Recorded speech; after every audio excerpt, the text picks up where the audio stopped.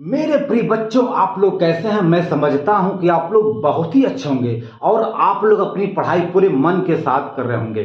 देखिए, ये मेरा जिद है कि मैं आप लोगों को गणित बिल्कुल आसान कर दूंगा, लेकिन आप लोगों को मेरे साथ साथ चलना पड़ेगा। ठीक है? तो ये मेरा वादा है, ये मैंने प्रतिज्ञा ली है कि आपको मैथमेटिक सिखा के रहूंगा और आपको मैथमेटिक इतना आसान हो जाएगा कि आपको कोई समस्या ही उत्पन्न नहीं होगी। आइए, आज हम लोग इस वीडियो में जो है प्रश्नावली 3.2 के दूसरे सवाल को यहाँ पे हम लोग हल करेंगे। लेकिन हम लोग सबसे पहले इस सवाल को बहुत ही सुंदर तरीके से, बहुत ही आसान तरीके से पढ़ते हैं। आइए पढ़ा जाए। ये कह रहा है कि अनुपातों A1 upon A2, B1 upon B2 और C1 अपान C2 की तुलना कर ज्ञात कीजिए कि निम्न समीकरण युग्म द्वारा निरूपित रेखाएं एक बिंदु पर प्रतिच्छेद करती हैं या समांतर हैं अथवा समपाती हैं। देखिए, मैंने आपको बताया था कि एक जनरल समीकरण, दो चर वाले रैखिक समीकरण का एक व्यापक इक्वेशन होता है। क्या होता है भैया? ax plus by plus c बराबर 0। अगर हम बात करें दो चर वाले रैखिक समीकरण के युग्म की, देखिए युग्म का मतलब होता है जोड़ा, तो हम लोग यहां पे एक समीकरण और लिख सकते हैं, ax plus by plus c बराबर 0। अगर हम इसको A1 कहें तो ये आपका B1 हो जाएगा, ये आपका C1, ये आपका A2, ये आपका B2, ये आपका C2। इसे हम कहेंगे दो चर वाले रैखिक समीकरण का युग्म। देखिए यहां पर दो इक्वेशन है, दो समीकरण है, एक ये, तो दोनों समीकरणों को मिला करके इसे हम बोलेंगे दो चर वाले रैखिक समीकरण का युग्म। अच्छा, अब आप यहां पे देख सकते हैं कि पहले समीकरण में x का गुणांक A1 होता है, y का गुणांक B1 होता है, फिर आपका ये C1 है। इसी प्रकार दूसरे समीकरण में x का गुणांक A2 होता है, y का गुणांक B2 होता है, ये आपका C2 होता है। अच्छा, अब हमें यहां पे ये बताना है कि इन दोनों समीकरणों से प्राप्त रेखाएं कब आपस में प्रतिच्छेद करेंगी, कब आपस में समांतर होंगी और कब आपस में समपाती होंगी। इसके लिए मेरे प्रिय बच्चों तीन शर्त बहुत ही मुख्य होते हैं और मैं ये तीनों शर्त आपको पिछले वीडियो में बताया है, लेकिन आज हम लोग यहां पर उसे रिपीट करेंगे, दोहराएंगे। चलिए भैया, चलिए अगर देखिए पहला शर्त यह है कि यदि A1 अपान A2 बराबर, मतलब does not equal to B1 upon B2, यदि A1 upon A2 does not equal to B1 upon B2, यदि ऐसा है तो वहां पर उस दोनों समीकरण से प्राप्त रेखाएं आपस में प्रतिच्छेद करेंगी एक बिंदु पर। इसलिए उन दोनों इक्वेशन का केवल एक ही हल प्राप्त होगा। ठीक बेटा जी? अगर ऐसा है तो भैया जी उन दोनों समीकरण से प्राप्त दो रेखाएं आपस में एक बिंदु पर प्रतिच्छेद करेंगी। कहेंगे, लिखेंगे दोनों रेखाएं आपस में प्रतिच्छेद करेंगी। अगर ऐसा होता है तो उनका जो है, अतः यहां पर केवल एक हल प्राप्त होगा। ठीक बेटा जी? प्राप्त होगा। ठीक है ना? ये आपका शर्त है। ठीक है ना? अच्छा, अब हम इसको यहां से मिटाएंगे। चलिए इसको मिटा दें। ओके भैया जी, दूसरा शर्त क्या है? देखिए दूसरा शर्त क्या है, ये भैया अगर A1 अपान A2 बराबर B1 अपान B2 बराबर C1 अपान C2, अगर ऐसा है तो उन दोनों इक्वेशन से प्राप्त दो रेखाएं आपस में समपाती होंगी, अर्थात एक दूसरे के ऊपर चढ़ी रहेंगी, चिपकी रहेंगी। मान लेते हैं कि एक रेखा AB है और इसी पर दूसरी रेखा आपका CD आ गया। आप यहाँ पे देख सकते हैं कि CD रेखा और AB रेखा एक दूसरे पर बिल्कुल क्या है, चिपकी हुई हैं, मतलब संपाती हैं। अगर संपाती हैं तो उस कंडीशन में यहाँ पर उन दोनों इक्वेशन का अनेक माने अनंत हल होगा। अनंत मतलब अपरिमित, बहुत ज्यादा हल प्राप्त होगा। लिखेंगे भैया,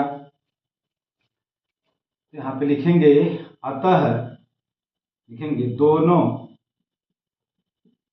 यहाँ लिखते हैं दोनों रेखाएं समपाती होंगी, अतः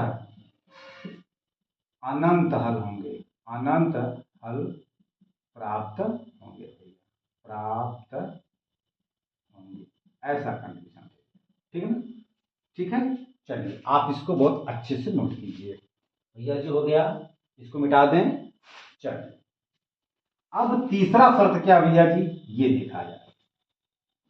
तीसरा शर्त यह है कि अगर A1 अपान A2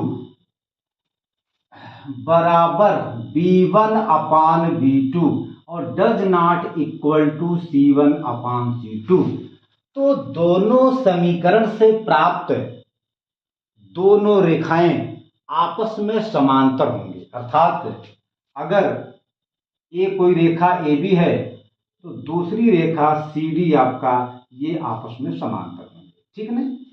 अगर दो रेखाएं आपस में समांतर होंगी तो हम लोग जानते हैं कि कभी भी दो समांतर रेखाएं आपस में नहीं काटेंगी, और जब नहीं काटेंगी तो उनका कोई हल प्राप्त नहीं होगा। इसलिए इन मतलब इस शर्त पर दो रेखाएं आपस में समांतर होंगी और एक दूसरे को कभी नहीं काटेंगी, जिसके कारण इनका कोई भी हल प्राप्त नहीं होगा। तो लिखेंगे दोनों रेखाएं आपस में समांतर होंगी तथा तथा तथा इनका कोई भी हल प्राप्त नहीं होगा, प्राप्त नहीं होगा।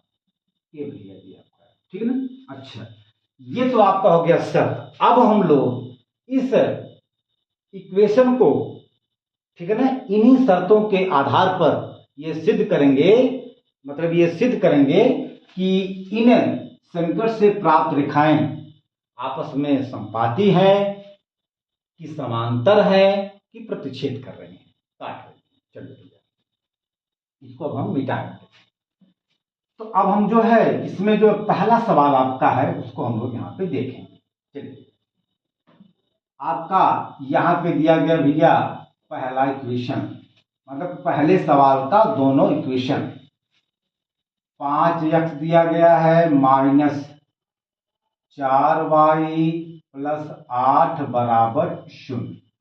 दूसरा इक्वेशन दिया गया है, दूसरा समीकरण दिया गया है 7x प्लस 6y माइनस 9 बराबर 0 दिया। देखिए ये आपका A1 है, ये आपका B1 है, ये आपका C1 है, ये आपका A2 है, ये आपका B2 है, ये आपका C2 है। अब हम लोग यहाँ पर जो है A1, B1, C1 फिर A2, B2, C2 के मान को निकाल करके, ठीक है, हम लोग यहाँ पे देखेंगे कि इनमें से कौन सा शर्त यहाँ पे फॉलो हो रहा है। आइए देखा जाए। तो यहाँ पे भैया जी A1 बराबर है 5, ओके, कोई दिक्कत नहीं। B1 बराबर है -4 भैया, ये आपका -4 है। C1 बराबर है 8, इसी प्रकार A2 बराबर है 7, B2 बराबर है 6 और C2 बराबर है -9 भैया। अब हम लोग यहाँ पे A1 अपान A2 के मान को निकालेंगे। A1 का मान है 5, A2 का मान है भैया 7, ठीक है ना। इसी प्रकार हम लोग जो है यहाँ पर B1 अपान B2 के मान को निकालेंगे। B1 का मान है -4 और B2 का मान है भैया 6। इसको हम लोग काट सकते हैं, तो काटिए, 2 दूना 4, 2 तिहाई 6, अर्थात -2/3। और C1 अपान C2 का मान हम लोग यहाँ से निकाल सकते हैं भैया। C1 का मान है 8, C2 का मान है भैया -9, ये आपस में नहीं कटेंगे। आप यहाँ पे देख सकते हैं कि A1 upon A2, B1 upon B2, C1 upon C2, इनके मान देखिए अलग अलग हैं। A1 अपान A2 का मान आया है 5/7, B1 अपान B2 का मान आया है -2/3 और C1 अपान C2 का मान आया है 8/-9। तो ये तीनों आपस में बराबर नहीं है, अर्थात A1 upon A2 B1 upon B2 के बराबर नहीं है। तो जब ऐसा होता है तो वहां पर उन दोनों इक्वेशन से प्राप्त दोनों रेखाएं आपस में प्रतिच्छेद करेंगी, आपस में काटेंगी, इसलिए वहां पर उनका केवल एक हल प्राप्त होगा। यहां पे हम लोग देख सकते हैं कि A1 upon A2 does not equal to B1 upon B2। क्यों? क्योंकि यहां पर A1 अपान A2 का मान है 5/7, does not equal to B1 upon B2 का मान है -2/3 भैया। इसलिए इस दोनों समीकरण से प्राप्त दो रेखाएं आपस में एक बिंदु पर प्रतिच्छेद करेंगी, जिसके कारण इनका केवल एक हल हमें प्राप्त होगा। लिख सकते हैं, अतः इनसे प्राप्त दोनों रेखाएं एक दूसरे को प्रतिच्छेद करेंगी,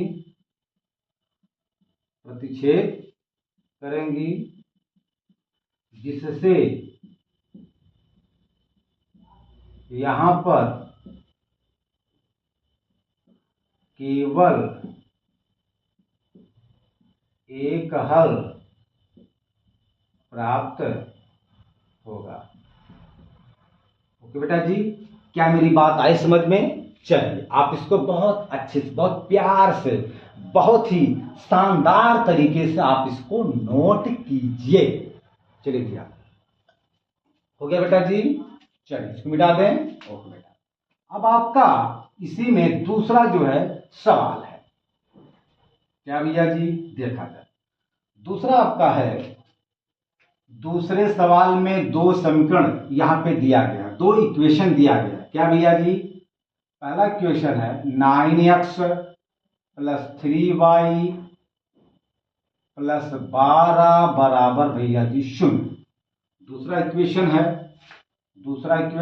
18x + 6y + भैया 24, ये दूसरा समीकरण है, ठीक है ना। अब हम लोग यहां से A1 B1 C1 A2 B2 C2 के मान को निकालेंगे। आइए निकाला जाए। तो यहां पे भैया जी A1 का मान है 9, B1 का मान है +3, C1 का मान है +12। इसी प्रकार A2 का मान है 18, B2 का मान है +6 और C2 का मान है भैया +24।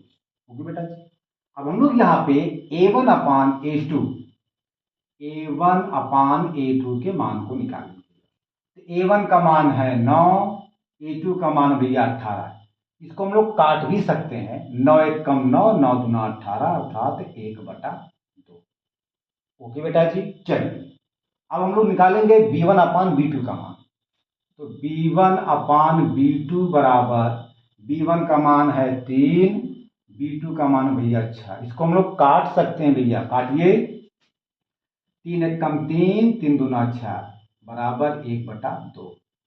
c1 अपान c2 के मान को निकालेंगे भैया। c1 का मान है 12 और c2 का मान भैया 24। इसको हम लोग काट सकते हैं, काटिए। 12 एक कम 12, 12 दूनी 24, 1/2। हम लोग यहाँ पे देख सकते हैं कि a1 अपान a2 का मान आया है 1/2, b1 अपान b2 का मान आया है 1/2, c1 अपान c2 का मान आया है 1/2, अर्थात तीनों के मान बराबर हैं। हम लोग यहाँ पे देख सकते हैं कि a1 अपान a2 बराबर b1 अपान b2 बराबर c1 अपान c2। अगर ऐसा है इसका मतलब यह हुआ कि मतलब इन इक्वेशन से, इन समीकरणों से प्राप्त दो रेखाएं आपस में संपाती होंगी और जिसके कारण इनके अनंत हल प्राप्त होंगे, इनके अनंत हल प्राप्त होंगे। तो ठीक भैया जी, लिखेंगे यहां पर, अतः इनसे प्राप्त दोनों रेखाएं आपस में संपाती होंगी। भैया कैसे संपाती, मतलब क्या हुआ कि एक रेखा दूसरे रेखा पर चढ़ी रहे, ये ठीक है ना, इसी को हम लोग कहते हैं संपाती, ठीक है ना। अच्छा, तथा इनके अनंत हल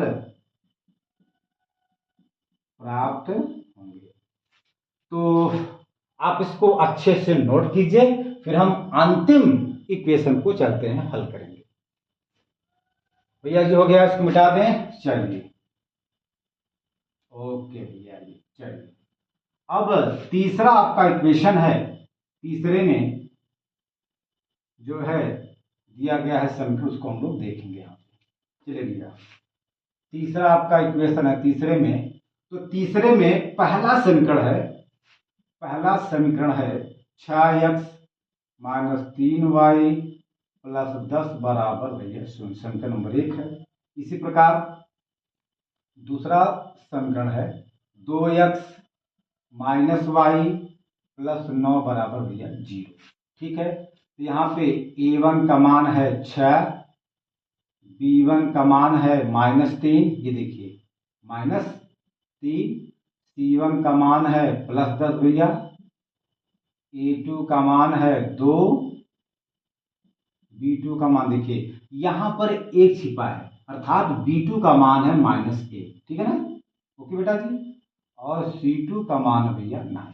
ओके, चलिए अब हम लोग यहां पर जो है a1 upon a2, b1 upon b2, c1 upon c2 के मान को निकालेंगे। देखा जाए तो a1 अपान a2 का मान हम लोग यहाँ पे निकालेंगे। a1 का मान है 6, a2 का मान भैया 2, इसको हम लोग यहाँ से काट भी सकते हैं। 2 एक कम 2, 2 3 6 बराबर आपका 3। इसी प्रकार b1 अपान b2 के मान को हम लोग यहाँ से निकाल सकते हैं भैया। b1 का मान है -3 और b2 का मान भैया -1। देखिए जब हम लोग माइनस भाग देंगे माइनस में, या माइनस से माइनस आपका कट जाएगा, तो आपका यहाँ पर बचेगा 3। क्यों बेटा, क्योंकि जब हम लोग 3 में भाग देंगे 1 से, तो 1 3 3 आपका उत्तर आएगा 3। ठीक है, इसी प्रकार हम लोग जो है c1 अपान c2 के मान को निकालेंगे। तो c1 का मान है 10, c2 का मान भैया है 1 मिनट। यहाँ पे अच्छा 1 मिनट, हाँ, तो यहाँ पे जो है ये देखिए, और c2 का मान भैया 9। हम लोग यहाँ पे देख सकते हैं कि a1 अपान a2 का मान आया है 3, b1 अपान b2 का मान आया है 3 और c1 अपान c2 का मान इनसे कुछ अलग आया। क्या, 10/9 आया है। अर्थात यहाँ पे जो है हम लोग देख सकते हैं कि A1/A2 बराबर B1/B2, लेकिन does not equal to C1/C2। आप यहाँ पे देख सकते हैं कि C1/C2 इन दोनों से अलग आ रहा है, इसलिए A1/A2 इसका मान इसके मान के बराबर है। अर्थात A1/A2 बराबर B1/B2, जिनका मान आया है 3, ठीक है ना। लेकिन does not equal to C1/C2, अगर ऐसा है तो वहां पर मेरे प्रिय बच्चों इन दोनों समीकरण से प्राप्त दो रेखाएं आपस में समांतर होंगे। देखिए ऐसे होंगे, और जब दो रेखाएं आपस में समांतर होती हैं तो उनका कोई हल प्राप्त नहीं होता। क्यों? क्योंकि हम लोग जानते हैं कि दो समांतर रेखाएं आपस में कभी भी नहीं काटेंगी, इसलिए उनका कोई भी हल प्राप्त नहीं होता है।